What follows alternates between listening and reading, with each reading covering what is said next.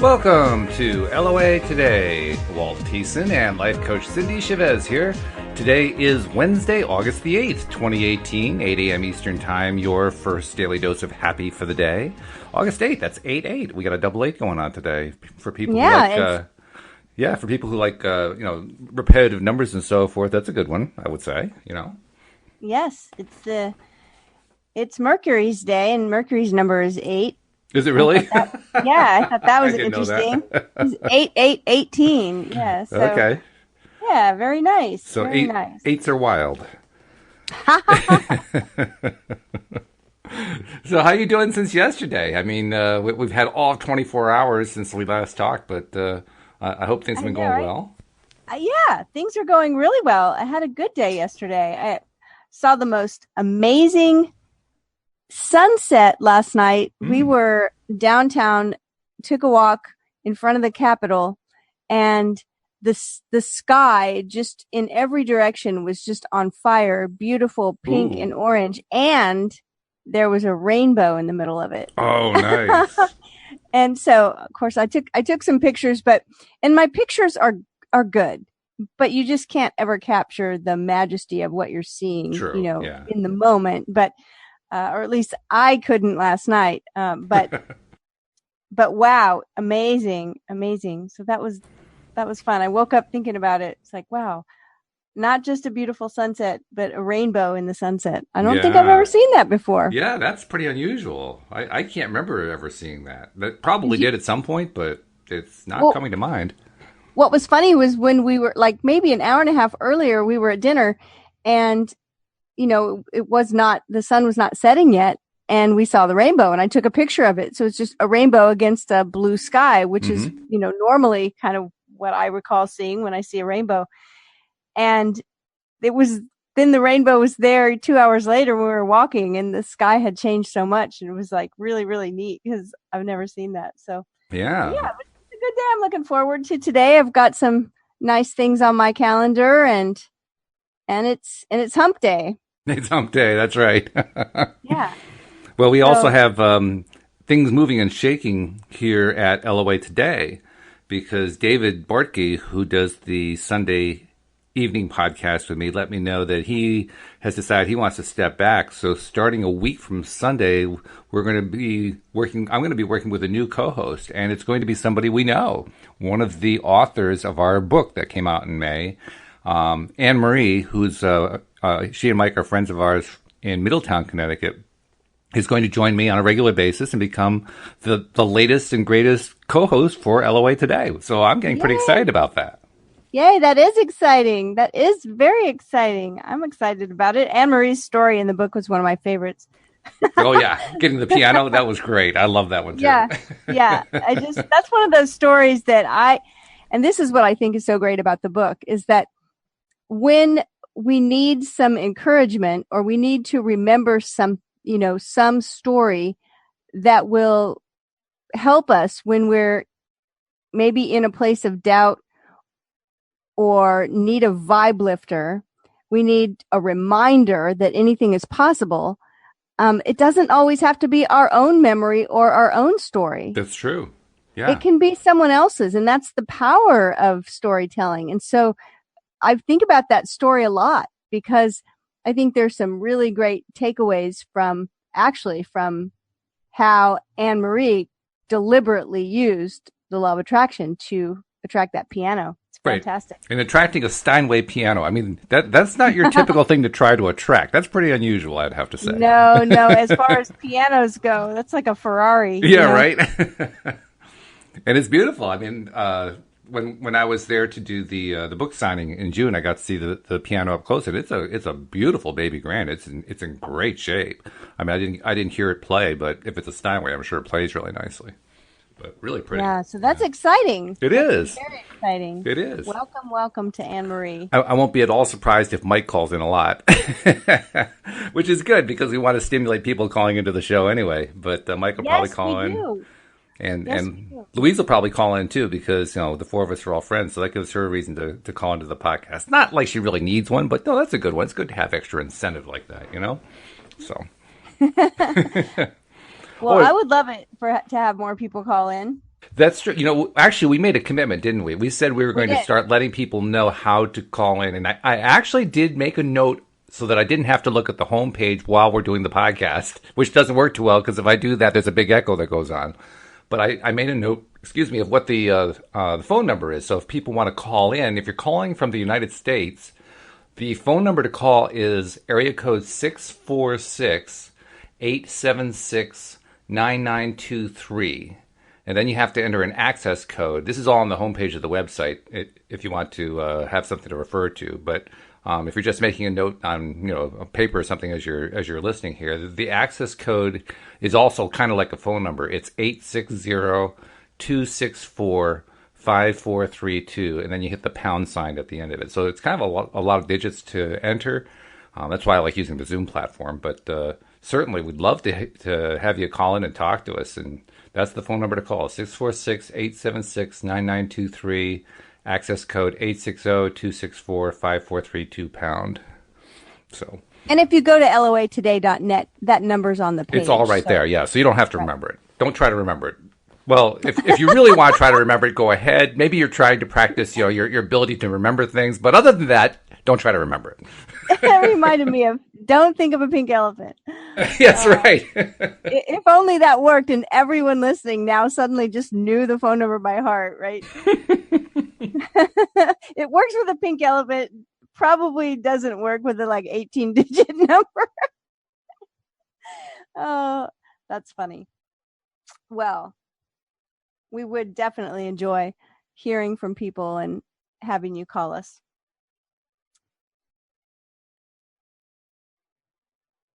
Right. So I'm not hearing Walt. Oh, I'm sorry. I just unmuted myself. I'm thinking, I hear I'm talking to you. I'm thinking you're hearing me. And it's like, wait a minute. She's not responding to me. What's going on? I'm like, I don't want to just start talking because maybe Walt's actually there, but well, I was here in spirit, if not in microphone. So, but very good. What I was trying to say when the microphone was actually turned off was, in addition to people calling in, I also wanted to try a little bit of an experiment for the next week or so.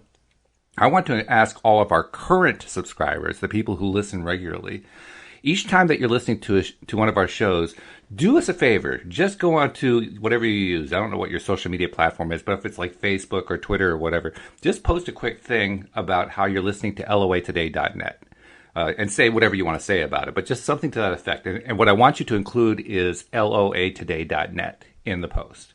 If you want to use hashtags too, that's great. But that's the one thing I want to use. And the reason I want to do that is I want to do a little test to see, with the current audience we have, what kind of impact does that have in getting more people to listen to the program.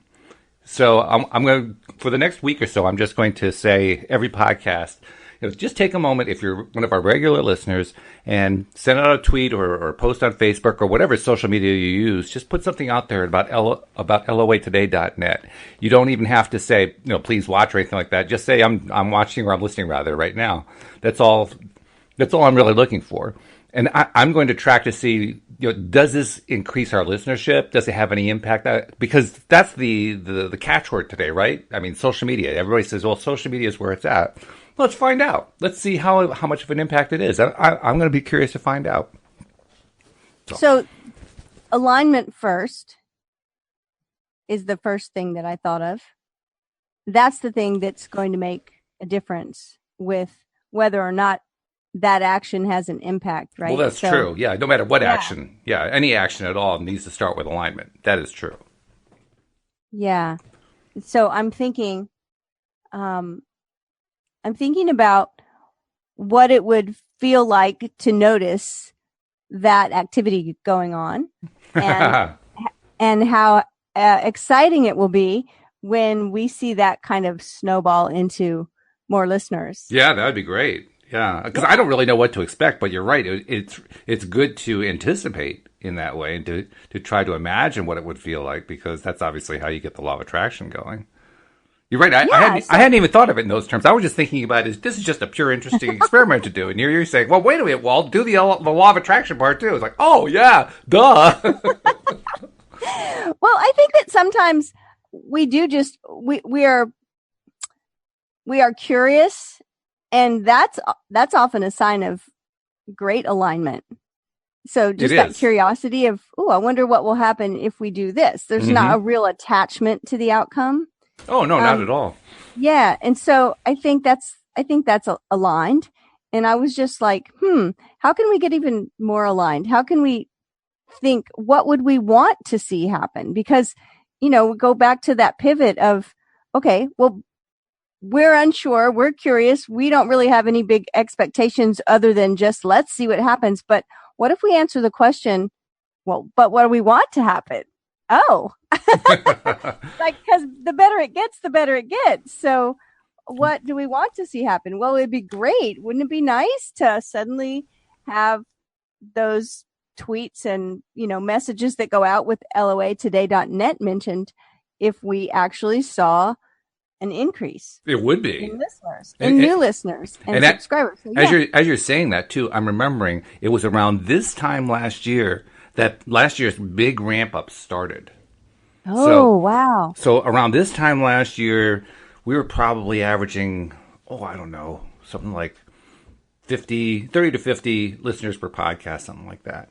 And by the end of November, it was up to around 100. Now we're up around 150. So there's a big swoop that happened from that point on. Well, wouldn't it be great if that swoop got even more accelerated, so to speak? Maybe it turned into jumping from our current 150 to maybe 500 or something like that. That would be really cool. Yeah. It's momentum. Yeah, exactly. That's wonderful. Yes. So I can imagine that one. That would be fun to have that big jump in, and especially, it isn't just listeners. I like the fact that we have subscribers, people who regularly listen, who listen to almost every episode we put out, and we see that. We know it's happening, which is great, and we get the direct feedback sometimes from people too. But I'd love to see that part increase, because when that part increases, then I feel like, oh wow, we're really, really catching on. That's an exciting component. Well, most everyone that I know that practices law of attraction deliberately, because everyone practices law of attraction, right? But one way or another, yeah. Consciously, deliberately, are people that want to feel better and that want to see the world be a better place. Right. And so that's all we're doing. We're just building that momentum of people that want to see the world be a better place and that want to feel better themselves and want to experience joy more often. Certainly, it's a big need. I mean, you're noticing it in a lot of different areas of life today. A lot of dissension, a lot of chaos, a lot of angst, a lot of frustration, a lot of fear. Boy, to have an outlet that is full of hope and joy and excitement and, oh, wow, I can hardly wait. That's a nice alternative to have. Yeah. And that's the whole, it's always boiled down to some really simple ideas. And the idea is that what we focus on expands. And so we want to make sure that we're, like Walt always introduces the show with, daily dose of happy. And we want to make sure we're focusing on that at Absolutely. least most of the time. I mean, I do understand that our focus can get pulled away, and that I personally don't believe in the method of just turning away and not paying attention to things that are happening. I think it's important to notice what's happening, to pay attention to what's happening, and then to recognize what the solution is when we see problems. But that part of that solution is pointing the focus at things that feel better. Absolutely. Oh, yeah. Right. So it's important, and having all of you listening is important, because your vibration will be changed. And as you move into the world and talk to people and connect with others, your vibration affects their vibration. It's true. Energy entrains to itself. It does. And so we're all in this together. We are in this together. That's an interesting way to look at it. I think you're right, though. And I also think I'm looking at my screen right now, looking at the part of the book we're in, and I'm saying to myself, oh my God, once again, the topic that comes up is directly tied into what we're just talking about right now. I haven't even looked yet. I was still back on the page we ended with yesterday, enjoying the Welcome to Planet Earth. Welcome to Planet Earth, which is a great subtopic name for sure. But the next subtopic is most important is feeling good, and here we are talking about how important it is to feel good. Well, that is the most important thing. It is, yeah. And before we dive in, we'll just mention one more time that something that makes us feel really good or brings us to that place where we have a big smile on our face is when we see our new listeners subscribe. So, yes, we haven't done that yet, have we? We should. Yeah. We got to tell people who are not subscribed. Yeah. You haven't heard enough of this particular episode yet, maybe to say, well, geez, do I really like this? Because all they're doing is talking about promos. But normally we don't do that. Normally we're talking about stuff related to law of attraction, and we're having a great time doing it. And that's why, personally, I think we have the best podcast in the planet about the law of attraction. And our subscribers seem to agree because not only do they subscribe, they listen to all the episodes, and we're doing 45 episodes a month. So we're doing something right. Well, we encourage you to become one of those subscribers for a couple of reasons. First of all, it's going to do you a world of good to have a positive stream of information coming into your mind every day. That's a nice, easy way to get into that good feeling place. And also, it helps us because it builds up the number of subscribers we have. So it's kind of a win-win situation. But it's really easy. The instructions, as Cindie was saying, for all of these things, both for calling in and for subscribing, they're all found on the homepage of the website at loatoday.net. It takes about a minute. It's really, really simple to do.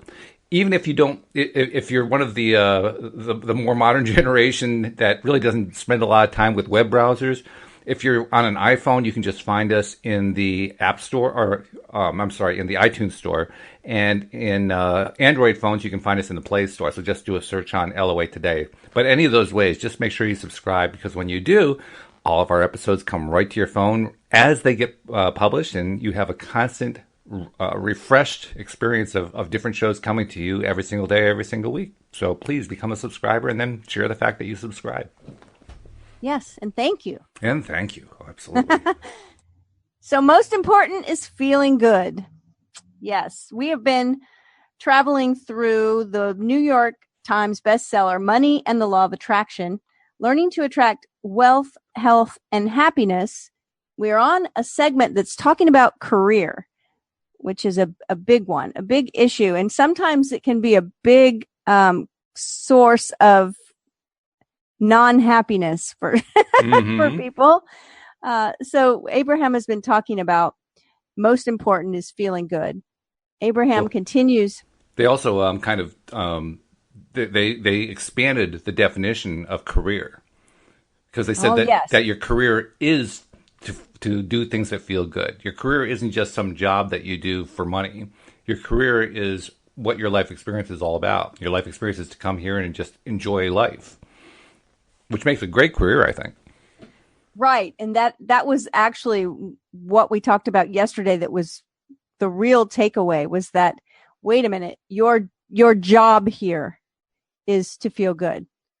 And that should be our dominant intent. So we continue with Abraham saying, often there are things in your work environment that are not conducive to feeling good. And often you believe that your only chance of ever really feeling good is to get away from those negative influences. But the idea of quitting and leaving does not feel good, either because that could cause a lapse in your income when things are already financially tight. So you continue on, unhappy and feeling trapped. And then this part's in italics.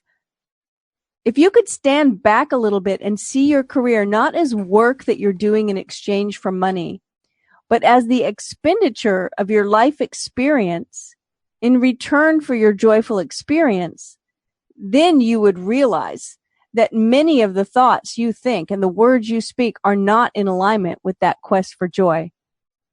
If you will say, nothing is more important than that I feel good, you will find yourself guiding yourself to different thoughts, words, and behaviors. The simple exercise of deliberately looking for positive aspects of your current work and the people who work there with you will give you an immediate feeling of relief. And that relief will indicate a shift in your vibration, which means your point of attraction has shifted. Once that occurs, the law of attraction will cause you to rendezvous with different people and will even cause you to have different experiences with the same people. It's a sort of creating from the inside out rather than the outside in action version that never works. From your simple but powerful premise of deciding that you want to feel good, things will begin to improve in dramatic ways. And as you were reading that, I was remembering something that has occurred to me in the past. It hadn't occurred to me in a while, but it really came through to me just now in a big way. And that is, I don't know of any other source of information or of inspiration or of entertainment or anything else. I don't know of anything else I've ever heard of in my life from some teacher telling me that my life's purpose was to enjoy life. I can't remember anybody else ever saying that. Abraham's the first one who ever said that to me that I know of. Wouldn't it have been great if I'd heard that my entire life? Because I'd probably be a whole lot further along my path in terms of trying to become a deliberate creator than I am now if I'd been hearing it all along. But at least I'm hearing it now. And that's the good news. But I've never heard that anywhere else. Nobody else talks like that. I think it's a really wonderful thing to learn about these concepts as a child. I didn't learn them as a child, but I did my best to teach my children who weren't small. They were probably in their mid-teens, but they both now in their 30s have a really strong grasp of it. And it's wonderful to see it reflected back when I speak with them and hear their stories about how they're deliberately creating things in their life. So yeah, you're right. I mean, what if the idea that feeling good, reaching for better feeling thoughts and emotions, what if that were taught in grade school? Oh yeah, wouldn't that have been something? Oh boy, if we had that when we were growing up, wow. And I'm glad for the kids who are getting it today, because there are kids who are getting that today, which is a wonderful thing. But I also think back to my, like when I was in college and so forth. In college, I majored in political science. I didn't have a minor because my school didn't have a minor program, so to speak. But if I had had a minor, my minor would have been philosophy. And I got to know the famous philosophers of the ages pretty well. None of them talk like this. None of them did. Not even close. Most of them were actually pretty depressing, to be perfectly honest. And then I look at the religions, the major and minor religions of the world. There are no major or minor religions that talk about your purpose of life is to feel joy. None of them do that. I look at ancient Greek writings. Well, they were mostly about just going to war, but nevertheless, none of these famous texts about, the virtues of life and so forth talk about living joyously. I'm thinking, how could so many people have missed the message? How could so many people have missed that really, really vitally important thing? But we did. I don't know. Well, thinking about, that being our job and going back to the idea that we spoke about at the beginning of the book, and then we came back to it yesterday, and it was mentioned in this paragraph about positive aspects. And I just want to make sure that we touch on the idea that, sometimes if things are really bad, if you're in a place, we're talking about jobs here. So if you're in a place where you really hate your job, where you're just frustrated and just nothing feels good about it, sometimes that positive aspect, isn't going to feel like much when you start. True. It may be, well, I guess it's a good thing I have a job. Some people don't. Many people don't. Whatever. Mm-hmm. It may be at the beginning that it's difficult to reach for the positive aspect. Yeah. But what I see happen is that if we stay with it and we ask ourselves, what are some of the positive aspects? Because that is an open-ended question. And the part of our brain that starts working on it is the right brain. Because it's an imaginative, curious question. True. Yep. You were talking about curiosity this morning, just being curious about what will happen if people tweet loatoday.net. Mm-hmm. Well, it's the same type of I don't know. I wonder what will happen. When we ask those kind of questions, the part of our brain that's really good at finding solutions will start working on it. Mm-hmm. And when that happens, our vibe automatically shifts, even before we've gotten a list of positive aspects. Just in asking the question and entertaining it, in recognizing that there might be some answers to that question. Yeah. Because otherwise, what are we saying? Oh, there's nothing good about this job. I really am miserable in this job, right? And I mean, I've been there. I'm sure everybody's had an experience where they were miserable with a job, or maybe a class at school, or a project or something. It's just like, oh, why do I have to be doing this? I'm miserable. Right. And so when we're talking like that, where's our focus pointed? Right? And that's the thing that expands. And the more we talk about it, the more things will come to add to our list of reasons why we really hate this job. By the way, there's also a really fun reason. Train. We do, yeah, and it leaves the station pretty quickly. But right? There is a really kind of it's sort of an ironically fun side to this, because it can be a little bit hard to get it going. You know, like you said, if you're in a really bad situation, you just don't like your job, or you don't like the school project, whatever. It can feel very, very uncomfortable to try to reach for a better feeling thought. But there's one method that I found that invariably works for me. It probably works for most people. And that is to remember that the people who I'm interacting with in that job that I dislike so much always behave in a certain way. I mean, that's people behave in patterns, right? And they expect you to behave in a certain pattern. Well, if everybody knows, you know, maybe you haven't actually said it out loud, but if everybody knows, you know, it's pretty clear he's not really happy here, or she's not really happy here. And if you start coming up with things to say that make you appreciate having your job, you're going to be messing with their minds a little bit, because they're going to say, what on earth, you know, what did she have for breakfast? What got into that? Yeah, exactly. What got into him? You know, and so all of a sudden you're going to be the object of curiosity, like, what is that person doing? And that's funny, because that shifts everything. It does.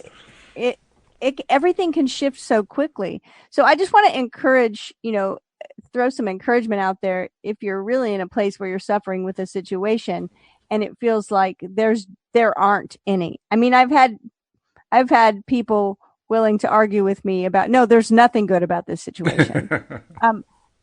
Keep asking, make it your goal to just find one positive aspect. Yeah. Put it out to the universe. Please show me one positive aspect. I can't see one, but show it to me. Yeah. Perfect. Yeah. Yeah. It reminds me of a Far Side cartoon. I've told about this one before, but it is probably my favorite of all of them. It's one where it's a shot of hell, and there's fires all over the place, and there's a pit, and there are two devils who are up on the parapet looking down. They're like supervising, right? And then there's a guy down in the pit with a broom sweeping, and he's whistling. And the one devil turns to the other one and says, I don't think we're getting through to him. I don't think we're getting through to him. Talk about messing with the mind, right? Right. I love it. Oh. So as we continue this question, I've asked this question before, and I think many people have asked this question before. What is holding back my career? Of course, we know the answer. We do. Yeah. So what does Jerry have to say? Yep. Jerry says, what would you say to those who are moving toward their first field of employment, or are making a career change and are considering things like income or growth potential, or product or service demand, and so forth, in trying to decide what direction to take? Well, Abraham says, the life you have already lived has caused you to determine the details of the experience you are looking for, and the perfect situation is already lined up for you. I want to ask a question about that. Okay. When Abraham says the life you've already lived has caused you to determine the details of the experience you are looking for, part of that's going to be contrast, yes? I would think. Like the contrast we experience often is what clarifies our vision of, I don't want this. Yes. So I want that. Right. Okay.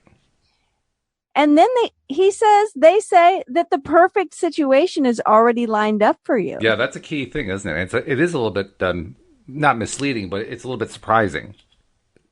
Yeah. Well, it's kind of encouraging too, remember that. Yeah. Your work right now is not to get out there and find the perfect set of circumstances, but instead to allow the unfolding of the circumstances that will lead you right to a position that satisfies the myriad of intentions that you've come to through your life experience. In other words, you never know more clearly what it is you do want than when you are living what you do not want. Direct answer to your question about contrast. Right. So not having enough money causes you to ask for more money. An unappreciative employer makes you ask for someone who appreciates your talent and willingness. A job that asks very little from you causes you to desire something that inspires more clarity and expansion through you.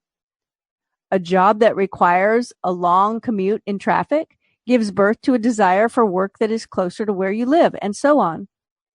We would like to convey to anyone looking for a change in their work environment, it is already queued up for you in a sort of vibrational escrow. Your work is to align with what your past and current experiences have helped you identify that you want.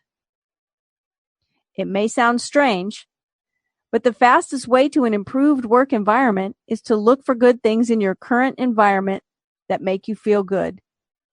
Most people do exactly the opposite by pointing out the flaws in where they stand in an effort to justify an improved environment. But since the law of attraction always gives you more of whatever you're giving your attention to, if your attention is upon unwanted things, then more unwanted things are on the way as well. When you leave one situation because of the unwanted things that are present, you find the essence of the same unwanted things in your next environment as well. Think and speak of what you do want. Make lists of things that are pleasant about where you are. Think excitedly about the improvements that are on the way to you. De-emphasize what you do not like. Emphasize what you do like. Observe the universe's response to your improved vibration. I could especially relate and react to what they said about that long commute because I had a really long commute earlier on in my life and my career where I was commuting toward New York City in the midst of the rush, which is probably not the nicest place to drive every day. And I was getting really, really sick of that commute. It was just really, really bad. But I was also doing what they were talking about. I was talking about all the things I didn't like about the commute and what I didn't like about the job and so forth. And so when a situation finally came along, and I actually talked about this over the last couple of shows about how my boss's competitor came and offered me a job at his company, I did end up with a slightly shorter commute, but it was only slightly. Because as much as I wanted to reduce the commute, I kept talking about how bad things were, so I still got a long commute. Well, I know I can look back at my working career, my job experiences when I was younger and recognize, and at some point I did recognize this pattern. And the pattern was that I would get a job and I really was a people pleaser. I wanted to do my job really well, and I wanted people to be happy with the work that I was doing for them. And so I worked really hard. And what inevitably kept happening, and I eventually saw this pattern, was that I would get, wow, you're doing a great job. You do this so well. Like, do you think you could handle this too? And I would say with a smile, sure, of course. Oh dear. And so then I would keep smiling, and then they'd pile something else on me, and I'd say, yeah, I can do it. And then they'd be like, oh, Cindy's like Wonder Woman. Boy, she can really run an office. She can really, but my pay never increased. Mm-hmm. And it was like, they just wrang every last drop out of me. And I would begin to get very resentful because I would go home and grumble about it. It's like, oh my goodness, like no one works as hard as me, blah, blah, blah. Right. Mm-hmm. Poor me. They think I'm wonderful and they tell me that, but they never pay me anymore. Well, number one, I'm the one that kept saying yes to everything they kept piling on me. Like I had no real boundaries. And if I did, they were weak and they didn't serve me. And I wasn't asking for any more money. And like the third or fourth time that I had the same experience and I realized, oh my goodness. And when I started telling the story, and this is of course before I knew about law of attraction, but when I started telling the story of, oh, this is what always happens to me. I guarantee if you have a story in your life that you are saying, this is what always happens to me, it's going to keep happening until you recognize the pattern and you decide to do something about it. And it will keep happening no matter what actions you take. Because you would change positions and it would happen all over again, right? Right. I'd get a different job somewhere else and it would happen all over again. Exactly. And finally, I recognized the pattern. I recognized that I kept telling the same story, and I recognized that it was on me. Mm-hmm. This wasn't about bad bosses or people taking advantage of me, or I could have made it that way. I could have talked about it that way, but it was on me. It was because I was allowing that, and I was a willing participant. Oh, yeah. Right? And so at the point that I recognized this does not work, and I started valuing my own work more, and I started asking for more, and I started creating stronger boundaries, it just has never happened again. That's great. That's really good. And so, and it's not just work situations. That can happen in any situation. Mm-hmm.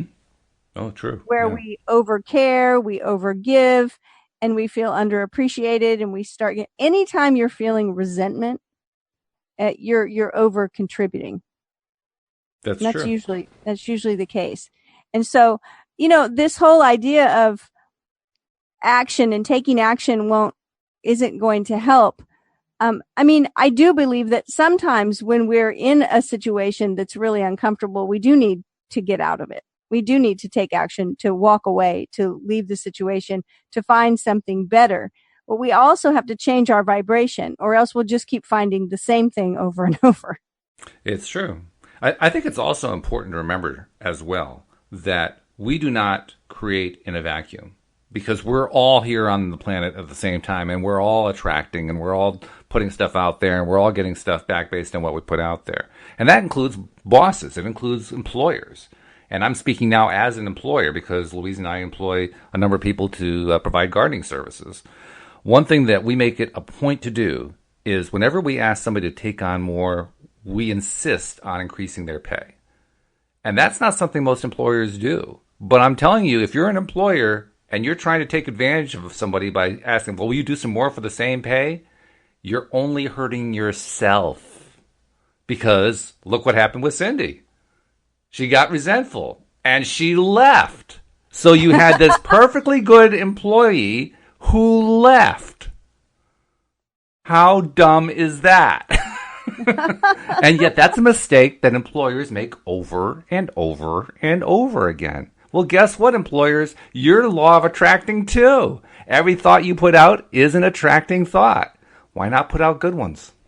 Yeah, we're all in this together. We are. We really are. It's not one-sided. So I love the next little subtitle. I'll seek reasons to feel good.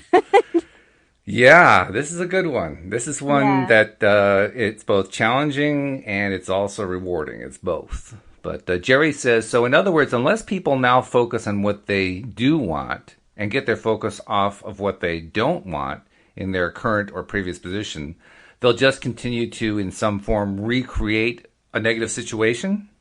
That's so funny. That's what we were just telling stories about, right? Exactly. Abraham says this is absolutely correct. No matter how justified you are in your negative emotion, you are still messing up your future. Most of you have given enough thought to what you want to keep you happily busy for 10 or 20 lifetimes.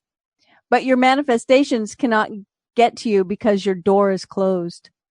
And the reason that your door is closed is because you're so busy complaining about what is, or busy defending where you now stand.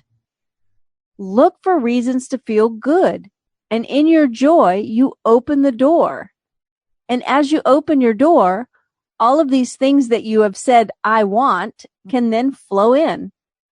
And it is our expectation that under those conditions, you would live happily ever after, which after all is that which you have truly intended as you have come forth into this career of physical life experience. Mm-hmm. Yeah. I love that. In your joy, you open the door. Isn't that interesting? That's a good phrase. Mm-hmm. Because what it's very, very clearly saying is you want to open the door, get into joy first. Yeah, the door is never going to open while we're standing there complaining. Right. About the fact that the door is not open. It reminds me of a Mike Dooley. It reminds me of a Mike Dooley note from the universe, in which he recites how you're up against the door and you're banging on it and you're pleading for the door to open and you're demanding that it open and you're saying open sesame, and meanwhile all your loyal friends, your spirit guides and so forth on the other side are crying because you swore to them, you made them swear to you that they would never open the door and let you figure out for yourself that the door was already unlocked. Oh. Wow. That's a little powerful vignette there. How about that? Yeah. Yeah. So I love this idea of the door opens, everything that we want on the other side of that door, ready to flow to us, and it's our joy that opens the door. Mm-hmm. The joy is everything. The joy is important. It's why we do a daily dose of happy. It's why my own orientation, and I know yours as well, Cindie, and all of the co-hosts, our own orientation primarily is to get ourselves into that good feeling place, because that's where all the good stuff happens. And here's the thing. Remember that we've built a lot of momentum and that things can come to us very quickly. But generally, we've built enough momentum that we have to recognize that sometimes it takes a while. By momentum, you mean reverse momentum, like momentum against? Momentum of our thoughts and what they're creating. Like if we've been complaining, in other words, the reason why the door is not open. Mm-hmm. We've had these thoughts about what we want, and we've also had these thoughts about what we don't want for a long time. Some of us, right? We might be in a job that we haven't been happy with for a while. Oh yeah. And we've been telling that story about how, wretched this job is and how we don't like it. So we're building up that momentum. That momentum's the momentum I'm talking about. And so then we decide we're going to reach for the better feeling thoughts because we recognize that joy is what's going to open the flow of goodness into our life. That's true. Yeah. And so what I'm pointing out is that we have the recognition, and we've talked about this a lot. We can know about all these things, but we have to do them. Yes. We can talk about alignment. We can talk about the better feeling thought, but we actually have to get aligned. We actually have to find the better feeling thought. We can't just talk about it. We can't just know it in theory. We have to put it into practice. And when we do that, remember that there's that emotional scale, and joy is at the very top. Mm-hmm. And if we're at the very bottom or somewhere towards the bottom, sometimes we need to give ourselves time and space to start finding the positive aspects, recognizing a few good things, recognizing a few more good things, feeling a little better. This could take days or weeks. So don't give up. And don't think, well, I did start thinking about better things and still nothing's changed. Because sometimes we've built so much momentum towards what we don't want. We need to give it a little time.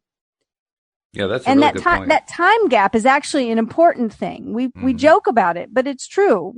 If we got whatever we said we wanted the moment we said it, we'd be so sorry. Right? So it's like, just keep that thought in mind that there are many better feeling emotions on the way to joy. Joy is at the very top. And so give yourself the time to get there. Yeah, the way I'd like to look at it is it's not about something I'm trying for a day or a week or 10 days or 20 days or whatever. It's a lifetime. My entire life now is devoted to getting into that highest place I can get to every day. Yes. Well, I'm convinced that the handful of people we may talk to that say, I tried law of attraction, it didn't work, that they quit before they got to the allowing part. That's where Yoda's famous maxim comes into play. Do or do not. There is no try. There is no try. Right. Exactly. And he's right. So this next part is probably going to be applicable to what we've just been talking about. Well, of course, because all the ones we just did before that were all applicable to what we were talking about. They just like fold into each other that way. That's the way the stuff works. we were talking yesterday about catabolic language, and this is one of it. I have to. Yes. And I always encourage myself and people that I teach to tweak that language a little bit. Like when we say I have to, when someone says, "Hey, you want to go see this movie with me tomorrow?" Instead of saying, "Oh, I can't, I have to work." That's catabolic language. Now, it may be true that you can't go to the movie because you're scheduled to work. But really everything's always a choice, right? Because you could just run away from your job. Not encouraging that, but no. So the better, more anabolic response is, I'd love to go to the movie with you tomorrow. And I'm scheduled to work. So there's no buts, there's no can'ts, there's no shoulds, there's no have tos, there's no need to. It's, I'm going to work, or I'm scheduled to work, or I want to work. I want to work because I don't want to lose my job, because I want the paycheck, whatever choice you're making. But it's taking the power back where you have the power instead of someone else has the power and they're making you do something. I have to. Right. Yeah, right. The first version is where you kind of tear yourself down. The second version is where you're building your experience up. Right. So when I saw this little, do I want to or do I have to? Yeah, there it is. In one subtopic. And Jerry asked the question. He says, through my early years, while we lived on a series of 40-acre farms in Oklahoma, Missouri, and Arkansas, my God, what a life he had. I did many things to earn money, all of them very hard work and none of them fun, from picking berries, to raising and selling chickens, to planting, harvesting, and selling tomatoes, to chopping and selling firewood. I earned quite a bit of money for those times, but I didn't enjoy my work at all. And then during my high school years in New Orleans, I worked at another series of non-fun jobs as a roofer, a sheet metal mechanic, and an elevator operator. The first job I had that was any fun at all was being a lifeguard at Pontchartrain Beach? Pontchartrain. Pontchartrain. That, you must know that one because you're from that area. But Pontchartrain. Right. Pontchartrain. Okay. Pontchartrain. I'll have to practice that one. At Pontchartrain Beach. I guess I was like most others. New Orleans, great. I did New Orleans, great. Yeah, that one I know. I guess I was like most others around me, he says, and it didn't occur to me that fun and earning money could coincide. Boy, that didn't occur to me either. Wow. During the time I was doing all of that not fun, very hard work, I was doing fun things after work. I got together with other kids in the park at night and played my guitar, and I sang at church and in the choir with the New Orleans Opera. I mean, this guy just had a life and a half. He did.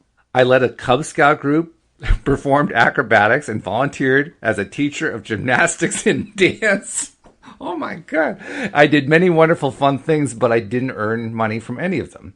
However, once I became an adult, I never again worked very long at anything I didn't enjoy. Instead, I became self-employed, and those things I'd been doing free for fun, I just kept doing. But then I started receiving money in return for performing them.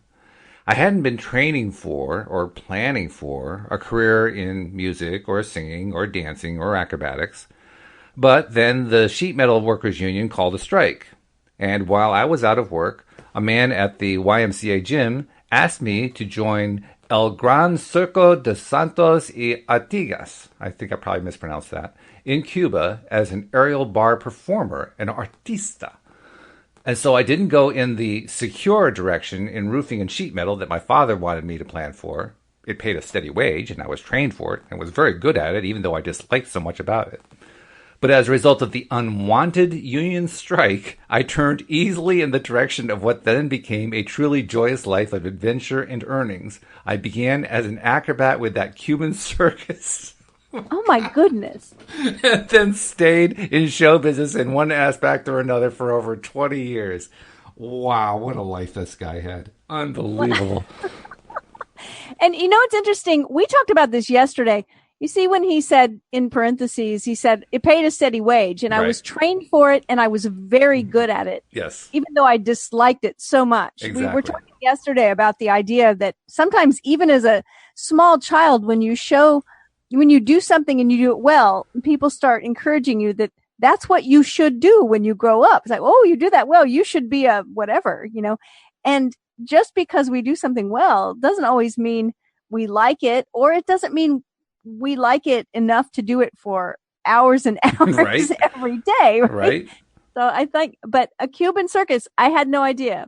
Holy cow. Every time Jerry speaks, I'm shocked. I mean, look at all the different minor career choices he had in that one little question that he raised. He worked on a series of 40-acre farms. He did berry picking, raising and selling chickens, planting, harvesting, and selling tomatoes, chopping and selling firework.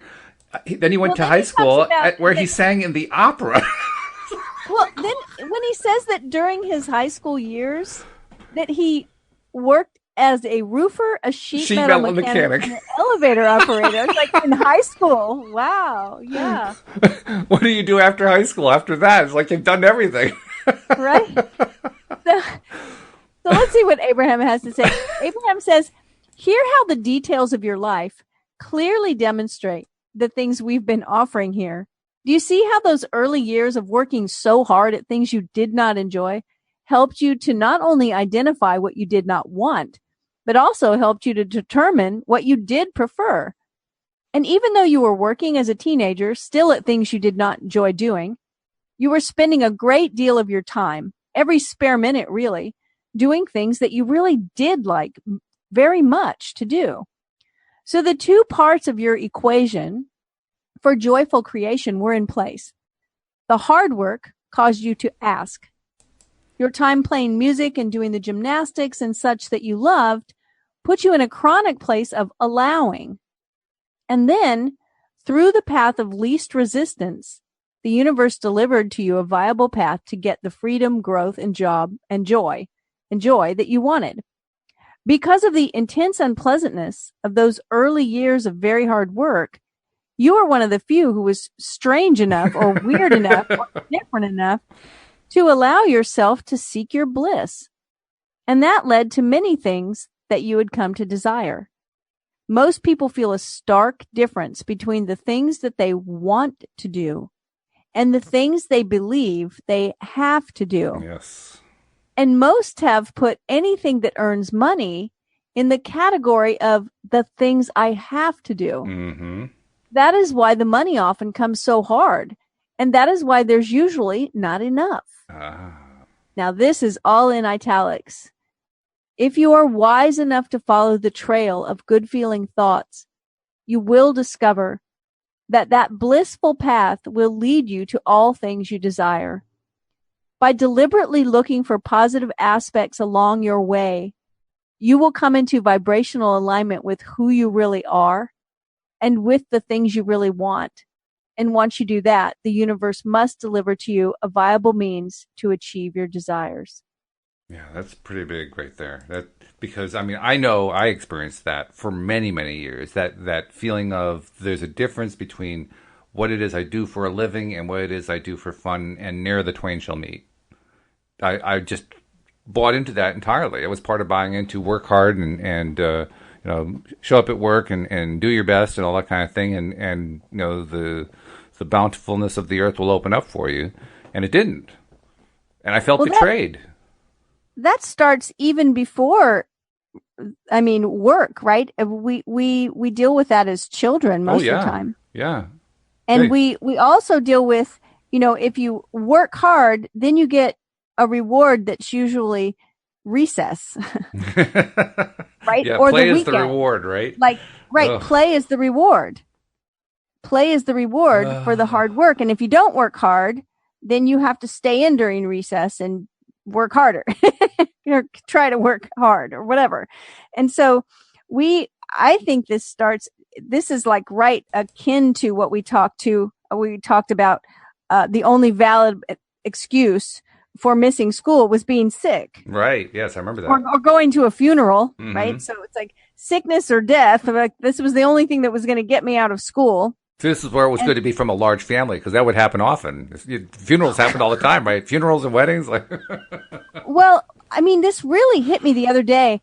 After the podcast, I was having a discussion about it because I kept thinking about, wow.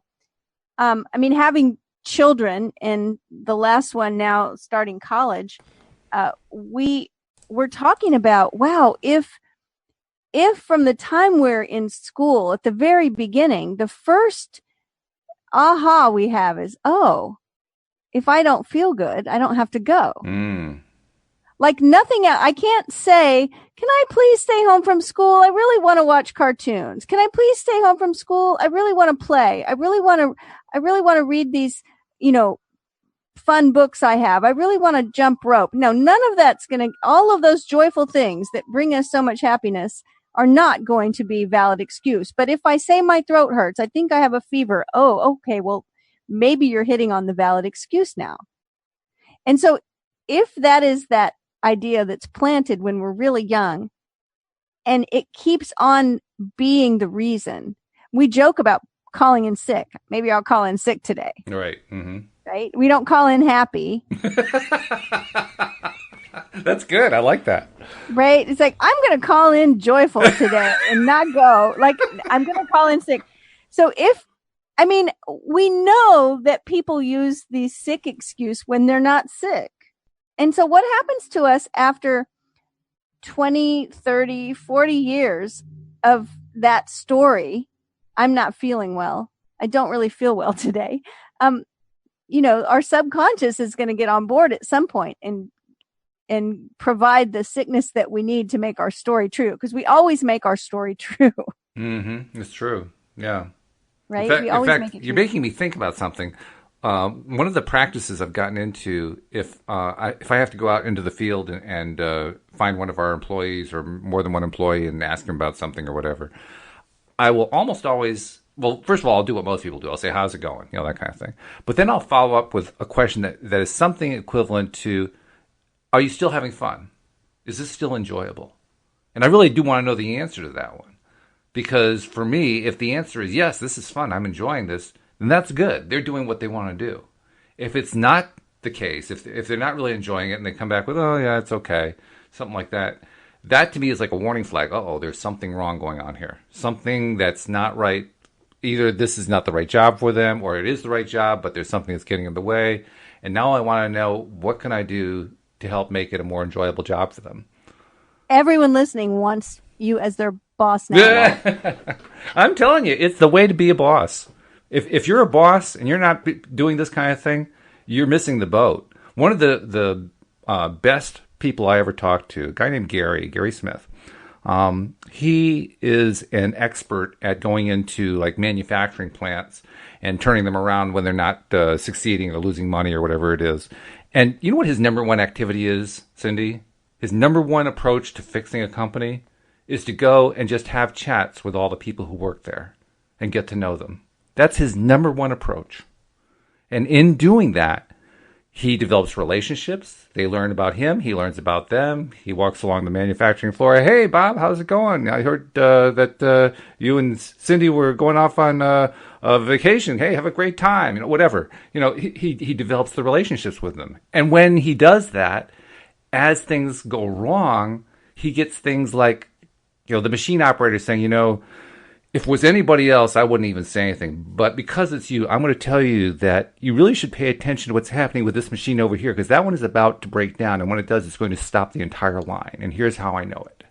And that's how he would turn companies around, because he would enlist the people who work there by becoming friendly with them and by caring about them and by wanting them to get the most they could get out of what they were doing for a living there.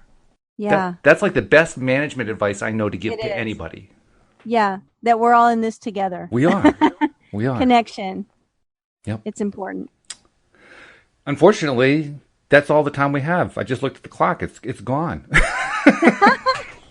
We'll have to save it for this afternoon. That's all. Well, it is good. Yeah.